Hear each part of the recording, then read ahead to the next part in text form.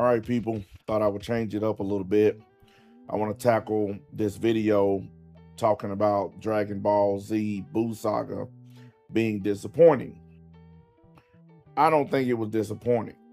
I think it maybe wasn't as good as some other arcs in Dragon Ball Z. The problem is you're comparing the Buu Saga, which was basically the end of Dragon Ball Z, you're comparing that to something like the Cell Saga, which is seen as universally the best.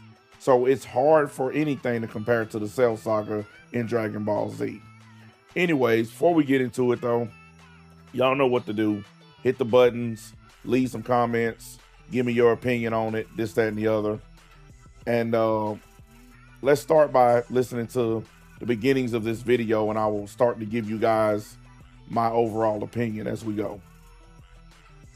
Dragon Ball as a series is filled with so many iconic arcs, and some of them are even in discussion for being amongst the best arcs in anime and manga. But there is this one arc in Dragon Ball Z that just doesn't seem to have the same amount of praise as the previous ones, and I'm talking about the Buu Saga. The Buu Saga is one of the most popular sagas to have ever come out of Dragon Ball. The saga is filled with memorable and amazing moments that still hold up to this day. But as great as these moments were, I feel that compared to the previous arcs in Dragon Ball Z, the Buu Saga tends to be more disliked or just doesn't receive the amount of love that the previous arcs have. Now, do I think the Buu Saga is trash? No. I actually think even with all of the issues and the inconsistencies, the Buu Saga is still a very great arc. Especially since there are worse arcs in the Dragon Ball franchise. And I mean much worse. So this video is going to go through the several problems of the Buu Saga and why people deem it as Dragon Ball Z's worst saga. I don't think it's the worst. First of all, that maybe he was misspeaking there. I don't think I've heard anybody say that the Buu Saga is the worst, because it's not. I think it gets constantly compared to better sagas that came before it. And I think the thing that drags down the Buu Saga is the whole Great Saiyaman stuff and all that Videl Gohan stuff. I mean, I think it had some of the best fights. Of course, a lot of the stuff with Majin Buu was pretty good. I think when it started to take a more serious turn, when Buu really started basically eliminating humans and started destroying cities and stuff, that's when it got a little bit better. Yes, there was some, some fan service and I guess you could say some ass pulls, stuff like that. But overall, there's no way you can say it's the worst, because out of all the arcs, it was one of the biggest. It got a lot of attention. A lot of people watched it. A lot of people watched it more than once. I don't know. I honestly don't know how you can say it's the worst. If you've ever seen Dragon Ball Super, then there's no way that you can say that the Buu Saga is the worst saga in Dragon Ball. Because the truth is, I'll take the Buu Saga any day over Dragon Ball Super or over Daima. So the first glaring issue of the Buu Saga is simply how the saga even came about. The beginning of the Buu Saga starts out with Gohan starting high school and how he tries to balance his school life with his heroic life of being the Great Saiyaman. And then we move into the World Tournament, which is where we see Spopovich, which leads into the Supreme Kai taking the Z Fighters to Barbidi's base. And the reason why Supreme Kai needed their help was because Majin Buu was sealed by Bibidi in a capsule and it was left on Earth. So this whole time, for millions of years, Majin Buu was sealed on planet Earth. And it just felt a bit too convenient for the story, since out of all of the planets in the galaxy, Majin Buu just happens to be sealed on the same planet where the main characters reside. So you start off with Gohan going to... Well, maybe he decided to seal him on a planet that could support life. I mean, that doesn't sound like convenience. It sounds like, to me, he picked the only planet in the solar system that could support life. You have to breathe, you have to have water, you have to eat. Because Bibidi and Bobbidi were mortal characters. Yeah, they had magical powers or whatever, but I'm sure they still had a need to breathe. So maybe that's the reason why he was seated on Earth, because it was a planet that could support life. I mean, that could have, I'm not saying that's the reason, but I'm saying his explanation of saying, well, how convenient that he just happens to be on Earth. Well, come on, dude, where else he gonna be? It's Dragon Ball. What other planet you gonna put him on? Really? Like, this is the kind of nitpicky stuff that gets on my nerves. These Dragon Ball channels don't really have any Dragon Ball content to talk about. So now they done reverted back to nitpicking and criticizing Dragon Ball Z, which is far superior to Super in every way. But I've started to see an uptick in this kind of content where they're just nitpicking all the time Dragon Ball Z. And it's because they're sitting around, waiting around for Super. And that's about it. That's all they got going on right now. High school, where he meets Videl, and because she found out his identity, she threatened to expose Gohan's identity if he doesn't participate in the Tenkaichi Budokai tournament. Then Spopovich and Yamu happen to also participate in that tournament to gather energy for Majin Buu, who happened to be sealed on planet Earth this whole time. This sequence of events for the plot just all happened out of convenience, and it didn't feel natural. And the whole storyline of the Great Saiyaman... That's not true. Everybody who saw the Buu Saga for the first time, they never thought about this. This guy is saying this in retrospect. He's saying this in hindsight. Now that he's seen it, he's coming back years later saying none of this fit. This didn't feel natural. And that's just simply not true. Because just about every moment in the Buu Saga felt natural for people seeing it for the first time. Especially the Super Saiyan 3 transformation. To this day is one of the most iconic transformations in Dragon Ball history. And it was seen for the first time in that saga. So, no, he's not being honest here. Like I said, this is just nitpicky criticism of a better product than what they like, which is Dragon Ball Super. And Gohan being in high school pretty much went nowhere once Spopovich gets introduced. We don't see the Great Saiyaman for the rest of the Buu Saga once the tournament begins. But looking at previous sagas, the sequence of events didn't just happen out of convenience. The Saiyan saga starts out with Raditz trying to recruit Goku because Goku is a Saiyan who was sent to Earth, so it was only a matter of time before Raditz eventually comes to get him. Then after Raditz was defeated, his counter transmitter was still on, so Vegeta and Nappa knew about the Dragon Balls and they made their way to Earth. Then to bring everyone back to life, they decide to go to Namek because Nappa talked about how there were Namekian Dragon Balls, which was a good bit of foreshadowing there. And this leads directly into the Namek saga, and the whole reason why Frieza was on planet Namek was because he overheard the conversation about using the Dragon Balls for immortality when Vegeta and Nappa were on Earth. Which is exactly what happened when Vegeta and Nappa overheard Raditz and Piccolo's conversation at the beginning of the Saiyan saga. And then in the Android saga, the reason why Dr. Gero created the androids was because he wanted to take revenge for Goku for taking down the Red Ribbon Army during the OG portion of Dragon Ball. And Goku did say that he left some of the Red Ribbon Army soldiers alive, so it does make sense that one of them would at least make a return. That's why Dr. Gero creating androids in the future didn't feel random for the sake of the plot. It sounds like to me that you basically just want this perfect story that's all knitted together nice and neat. Sometimes things just don't fit. Sometimes things are just added on or thrown together. That's just the way it is. So far the video is just simply recapping things that we already know about Dragon Ball Z, and I really don't have a problem with the way the story went. I don't have a problem with the way the whole Buu thing happened. You know, it was a good opportunity to introduce the Supreme Kai, introduce Deborah, introduce Buu. They introduced a lot of new characters in that saga, and a lot of good stuff happened in it. Sound like to me this guy is just going back in time, jumped in his time machine, and wants to go back and whine about it. Because it tied back to a previous arc in the series. But with the Buu Saga, there was two plot lines happening at the same time. Gohan in high school and joining the tournament to keep his identity, and Babidi gathering energy to awaken Majin Buu, who was sealed on Earth for many years. And both plot lines just happened to meet up at the tournament. There was no connection between them. It would have made more. There don't have to be a connection between them. There's a lot of times in Dragon Ball where a snap decision happens and people choose to do stuff. It's just that simple. Okay, there was two different plots going at the same time, which is normal storytelling last time I checked. Two different plots going. And then those two plots converge at the same point in time, and then they become one plot. That's normal storytelling to me. That's how most movies go, most books, light novels. That's simply how it is. He's complaining about the basic structure of how anime, manga, and movies operate. sense if the Supreme Kai would instead try and meet up with Gohan and his other Z fighters at the beginning, before the beginning of the tournament, to try and help him to stop Babidi from unsealing Majin Buu. But instead, they all just happen to see each other at the tournament, and that is where Supreme Kai asks for their help. And it makes sense that he would go to a place where all the strongest fighters are all grouped together. Same thing with Babidi. He sent his guys to gather energy at a place where they sensed a lot of strong fighters. That makes perfect sense. I'm still not seeing the problem. This does hurt the quality of the saga, because it shows there was little to no planning when it came to how the saga was going to unfold. There was little to no planning because Toriyama didn't want to do it in the first place.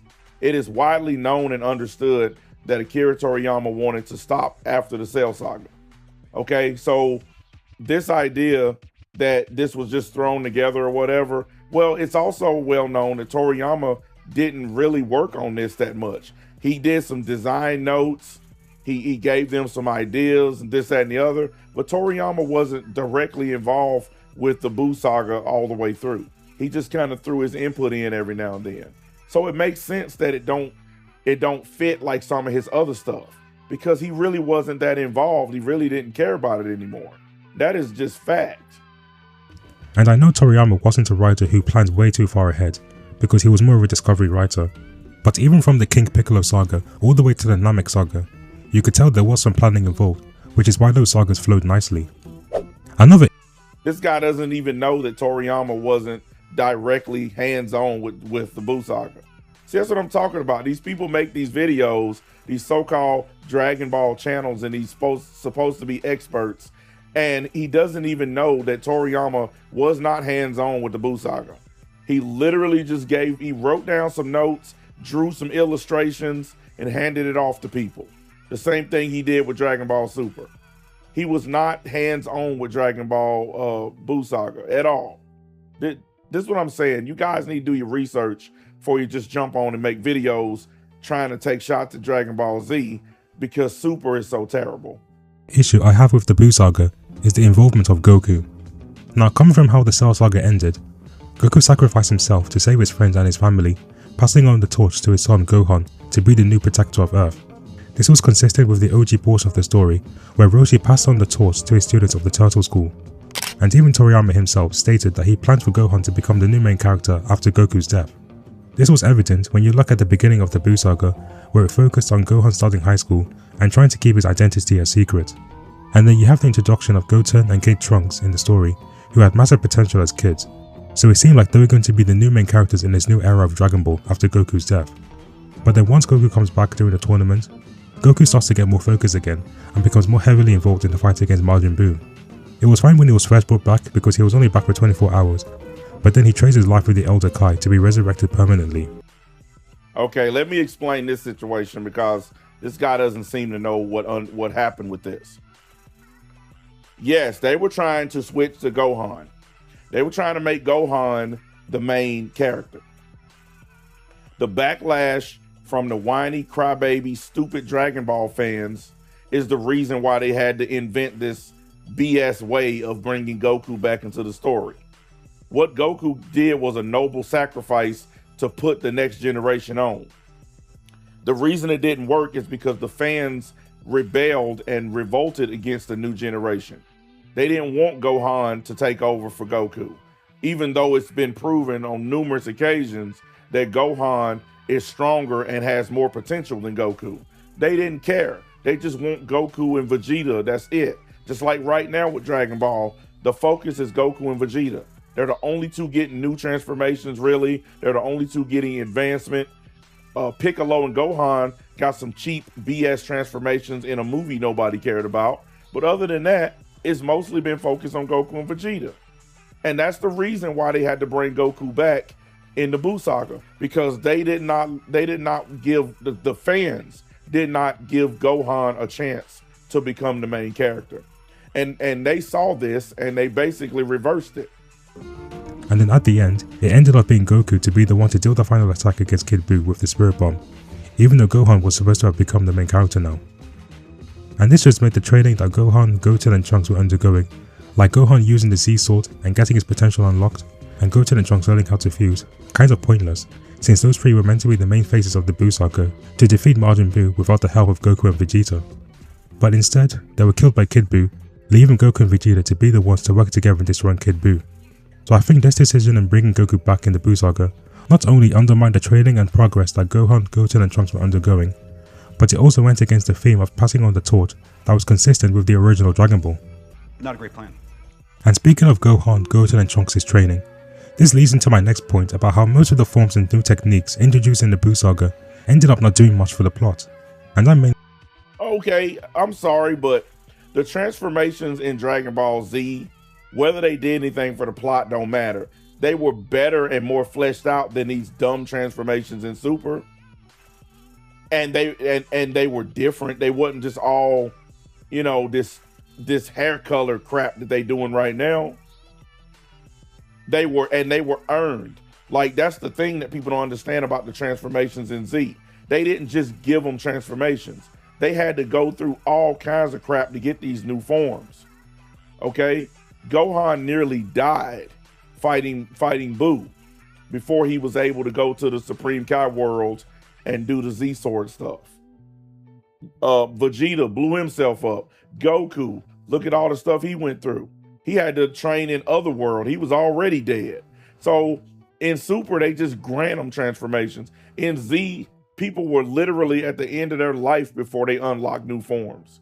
So he's not being fair or accurate or even honest right here. Talking about Super Saiyan 3 Goku, Gotenks, and Ultimate Gohan.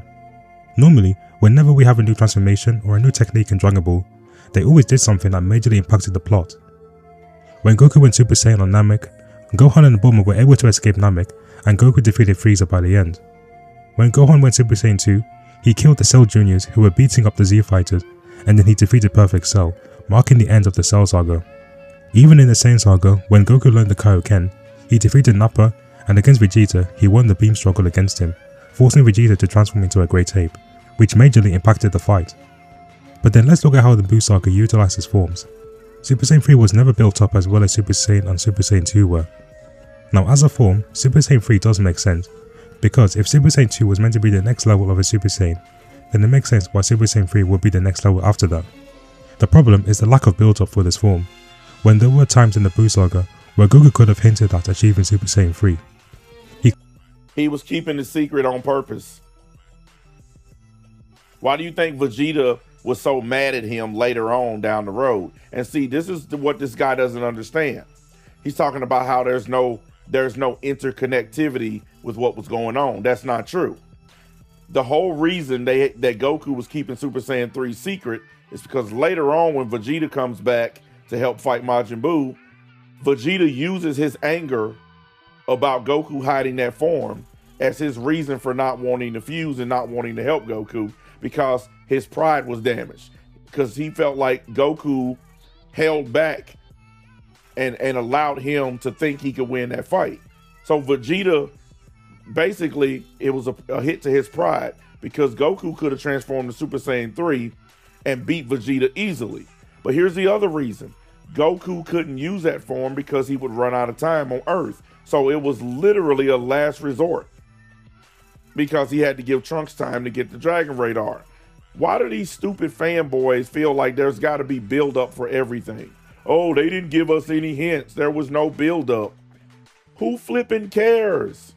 It was iconic. It was legendary. Who cares? These guys, this is why people hate Dragon Ball fans. Could have hinted towards it at the tournament, or even beforehand when he was training on King Kai's planet.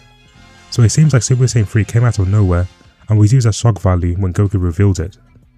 Because when you go to the fight between Goku and Majin Vegeta, Goku says that he does not want his energy to transfer to Majin Buu, so he needed to end the fight as quickly as possible.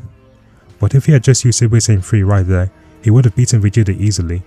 Okay, here's another misunderstanding I can see this guy don't get. When Goku said he needed to end the fight quickly, he didn't know that Vegeta could transform to Super Saiyan 2. He was assuming that Vegeta was still at Super Saiyan 1 level. He didn't realize or understand that Babidi had increased Vegeta's power level when he turned him evil. So once again, this guy doesn't understand Dragon Ball.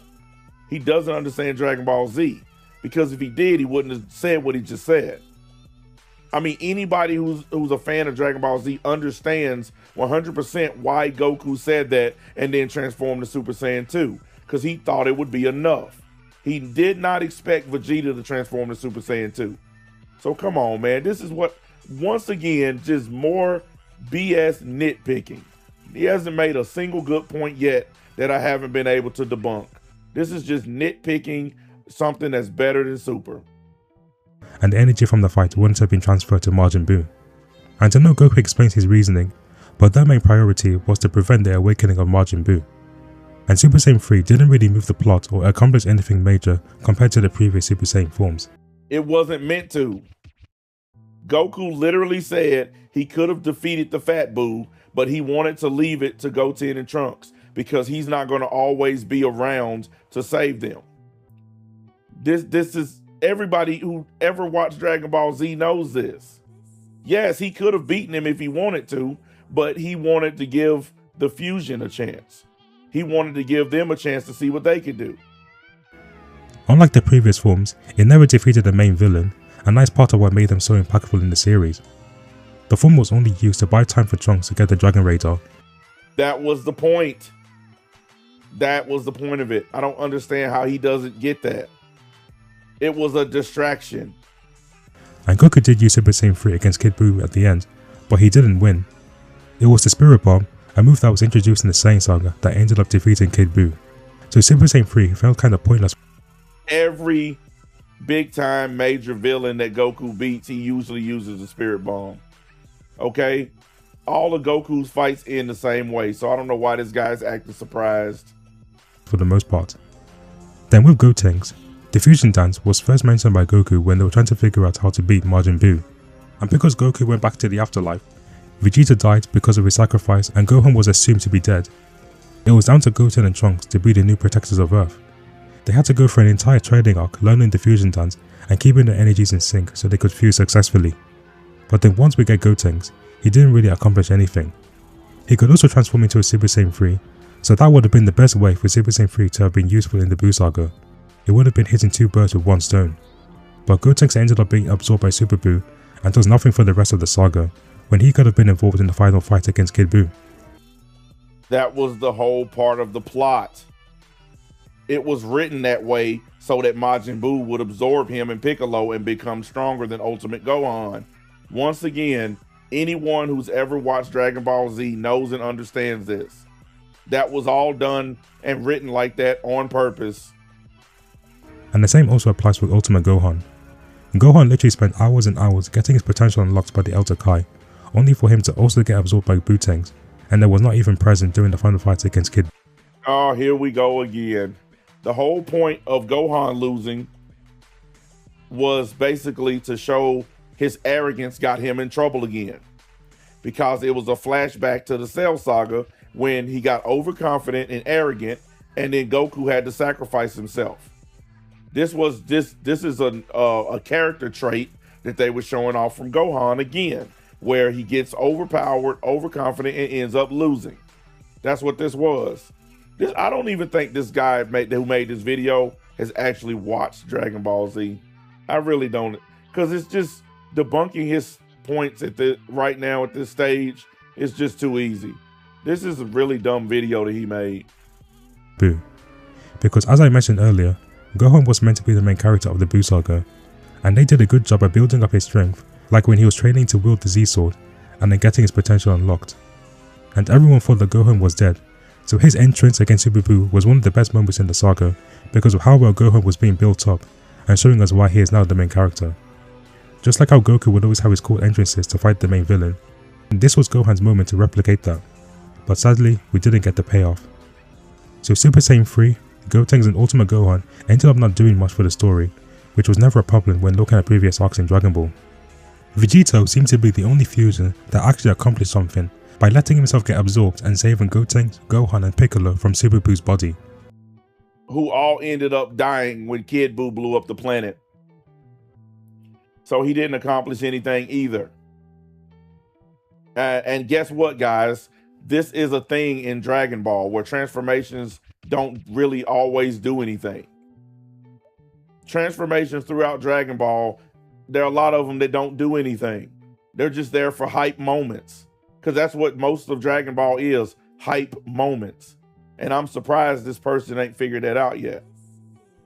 And Vegeta was a Potara fusion, which wasn't nearly as built up as well as the fusion dance was, and yet the Potara fusion accomplished more than the fusion dance did. That just makes no fucking sense. Now this next issue isn't anything too major, but I think Majin Buu as a villain just wasn't as enjoyable as Frieza and Cell were. Yeah, he was. That is some BS right there. Kid Buu is literally one of my favorites, and a lot of people agree. He wasn't as fleshed out as Cell, because nobody was as fleshed out as Cell. Even Frieza couldn't top Cell. The Cell saga was just epic compared to the rest. But come on, man, really? I still think Majin Buu is a great villain, and seeing Kid Buu just being an absolute menace was very entertaining to see. But I think because he lacked speech, he just didn't have the same charisma and great personality that Frieza, Cell, Saiyan Saga Vegeta, and King Piccolo did. We didn't care. No one cared. No one gave a rip. Kid Buu was so entertaining. No one cared that he couldn't speak.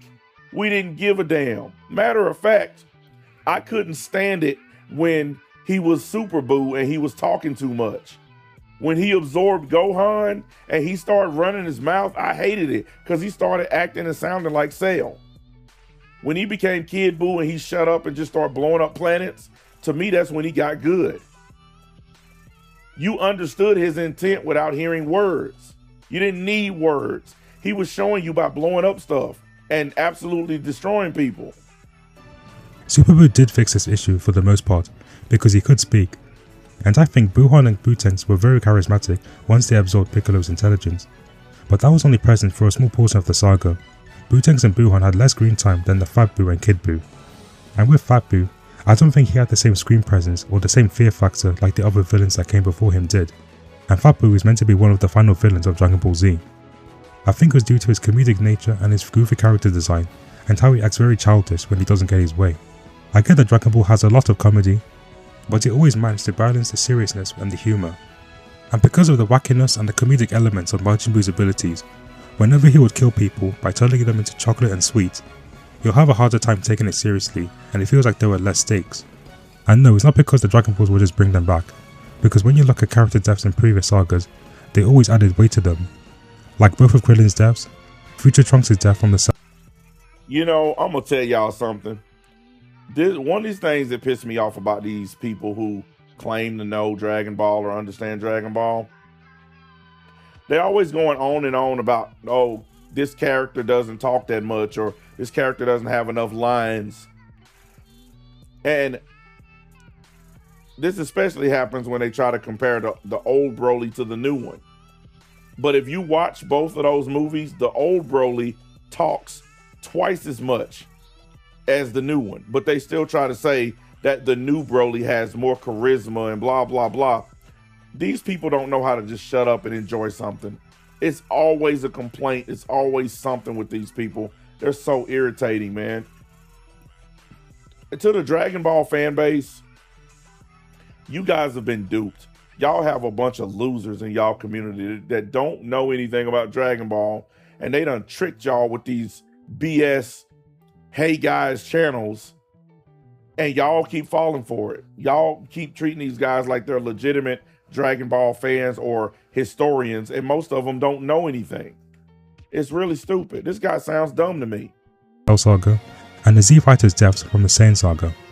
But when Super Buu killed everyone on Kami's lookout by turning them into chocolate, it just didn't add that same weight. Even in the original Dragon Ball, which has way more comedy and humour than Z does, even their villains were much scarier, and they are much weaker than Majin Buu is. Why is it that Tao Pai Pai killing Upa's dad added more weight than Super Buu turning Chi-Chi into an egg?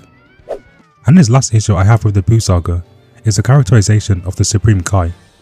The Supreme Kai has been mocked and seen as a fraud by the Dragon Ball community for a long time now, and the Buu Saga is mostly to blame for this. The Supreme Kai had a great introduction in the tournament. He was very mysterious, and he gave the vibes of a villain, which kept you guessing if he was a friend or a foe. Then when he faces off against Piccolo in the tournament, Piccolo instead forfeits the match because he knew instantly that he was no match for him.